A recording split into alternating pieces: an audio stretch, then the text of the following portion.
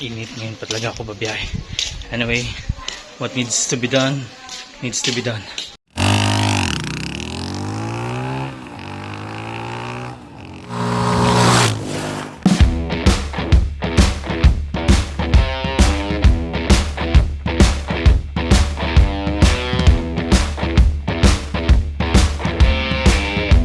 And that's the sound of a stock RUSI Classic 250 2020 model. And as you see, hindi ko siya kinaltaw.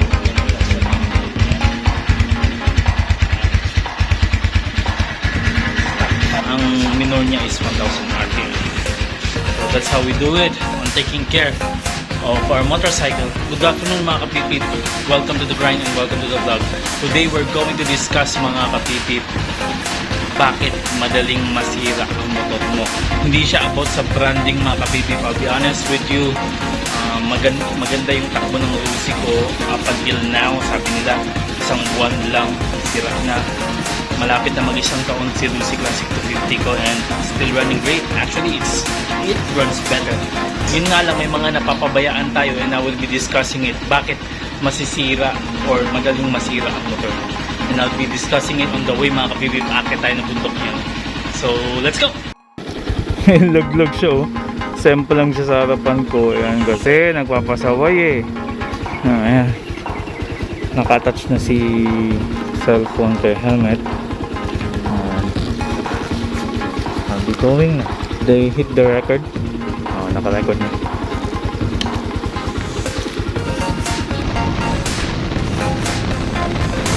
So tanghaling tapat mga kapipip, lumarga na.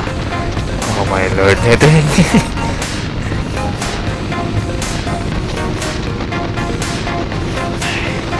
So the main reason why mga kapipip I'm doing this video, kasi nga marami pa rin nagre-reklamo, marami pa rin umaangal, may mga nagko-comment pa rin in regards of RUSI na kapag RUSI na suri na.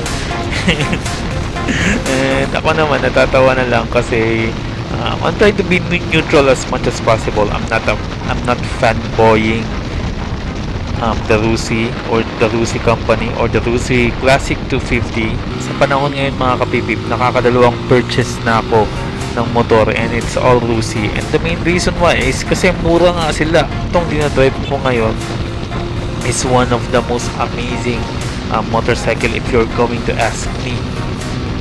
Hindi siya basta-bastahin mga kapipip. And para sa akin, hindi lang siya kasing bilis ni Suzuki Raider 150, it doesn't matter, pero puging-king siya and may mga lugar siyang hindi kayang puntahan ni Suzuki Raider 150, so I'm happy on that one. Halos kapresyo niya lang si Suzuki Raider 150 and yun nga yung carb type ng Suzuki Raider, halos kapresyo niya lang si RUSI Classic 250 and I chose the RUSI Classic 250 dahil dyan. Anyway, the main topic for today is the 3 reasons why masisira ka agad yung motor mo or why your engine won't last.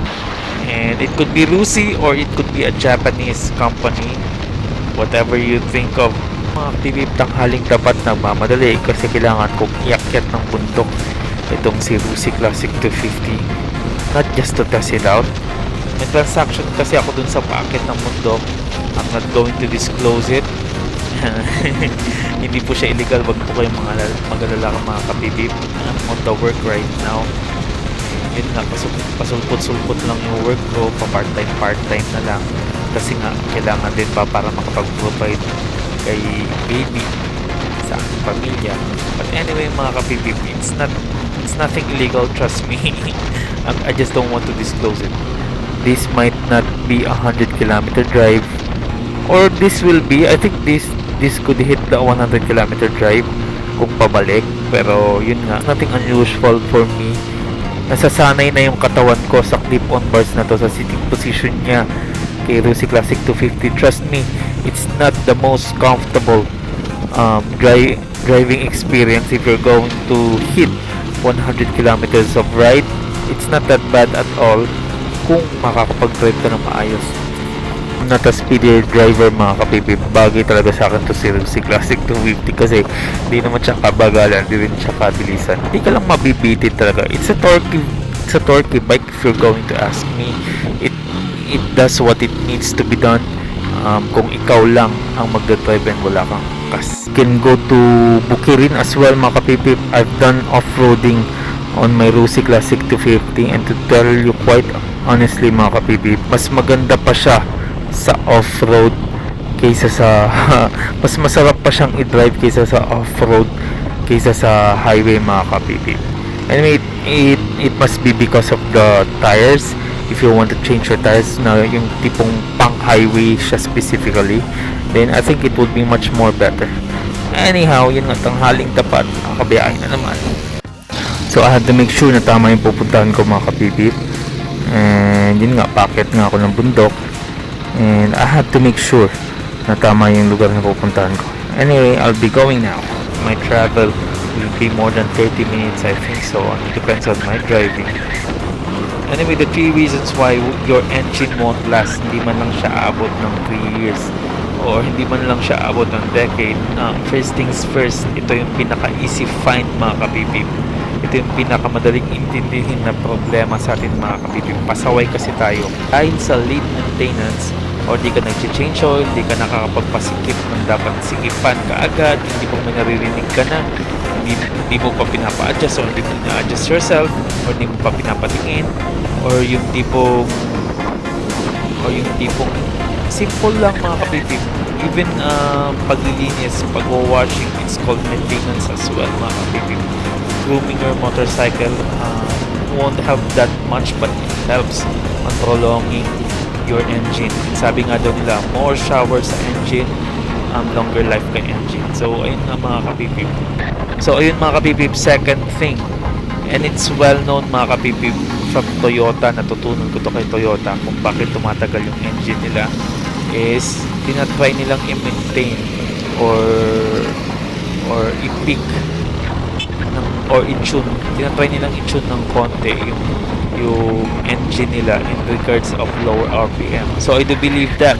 Hindi ako online mekaniko, and yun na mga kapipip, hindi ako online mekaniko, and it's just a theory, and I think for me mga kapipip, higher RPM equals engine tear or engine wear mga kapipip. So ayun, the lower RPM means prolonged engine mga kapipip. So ayun, sabi nga ni Toyota, mababang RPM kaya tumatagal yung mga engine nila, or mas katiwa-tiwala yung engine nila, sabi nga doon. Diba? So ayun, yun yung napakaganda at napakahusay na explanation para sa akin kung bakit di tumatagal yung engine mo, maging RUSI pa naman yan or whatever brands of bikes you are having, di talaga tatagal yung motor mo, kasi nga pinapatakbo mo siya na parang race bike kahit na hindi naman siya race bike, or pinapatakbo mo siya sa lugar na hindi dapat siya tumatakbo or dumadaan. So yun mga kabibib, yun yung isang rason din kung bakit hindi magtatagal ng motorsiklo. I hope you understand mga kabibib na it's just my own understanding mga kabibib. Like I said, I'm not an online mechanic mga kabibib, and yun lang naman, suggestion lang naman or opinion lang naman yun. You can contradict with that, so comment down below what you think mga kabibib, kung sa tingin yung tama yun. Last but not the least mga kabibib, bakit hindi magtatagal ang engine mo or ang motorsiklo mo? Kasi mods agad, yun ang problema din yun. Kung nagmo-mods ka kaagad without consulting from professionals or from the company where you bought your motorcycle, definitely magkakaproblema ka talaga mga kapipip. And di ba nga, yung mga kumpanya nga, they prefer it stock. If you mod it, then you will lose the insurance kung may insurance siya, or you will lose the free maintenance mga kapipip. Yun yung mga nangyayari usually. Hindi na nila pinapalagyan na bigger carb, special spark plugs, mga ganon. Yung tampucho mo, pinakalkal mo, or pinapapalitan mo ng mga mamahalin na tampucho, o yung tipong bora-bora talaga na parang gusto masira yung motor. So yun lang naman mga kapipip. If you are going to ask me mga kapipip if I have preventive measures in regards of my RUSI Classic 250, I don't have any mga kapipip. I have little bit of ideas that I'm doing, like cleaning it, change oil ka agad kahit na hindi pa umabot ng 500 kilometers. And yun nga yung plano ko, sabi nila every 1,000 pwede naman daw. But I think 500 kilometers will be fine on me. Pasok naman sa budget ko kahit pa paano. Yun nga, bibira ko lang din naman dalhin ko si RUSI Classic 250. And sobrang saya lang talaga na dalhin tong ganitong motor. Kasi isipin mo, nakabili ka ng 85,000 pesos ng motorsiklo. And it takes you from almost anywhere, mga kapipip. So be confident on driving it. Kasi nga 85,000 siya, hindi siya kataasan ng presyo. And kung may masisira ka man na parts, mapapalitan mo. So yun, I'm just happy that I bought this motorcycle. Anyway mga kapipip, if you're new to this video, please hit the subscribe button. Parang awa nyo na. Kapag umabot ng 1,000 subscribers ng channel na to, I'll be definitely buying the RUSI RFI 175. It grows on me every time I watch my video, mga kapipip. Sabi ko, nasasayangan ako kay RFI 175. And sa tingin ko, maganda din siyang pang walwalan din or pang malayuan na driving. I do really want to test it out. They don't have a test drive model here, mga kapipip.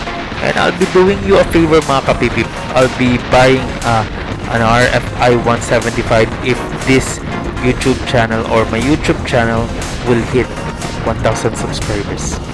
So yun mga kapipip, that's it. I hope you like this kind of content. If you do, mga kapipip, please give it a thumbs up. And sa mga di pa nakapag-subscribe, like I said a while ago, please hit that subscribe button. It's for free. Wala pong maniningil sa inyo. Magte-text or tatawag na marami na kayong utang. So that's it. Hanggang sa muli, sa ulitin. See you in the next vlog. Peace out, mga kapipip. Ride on!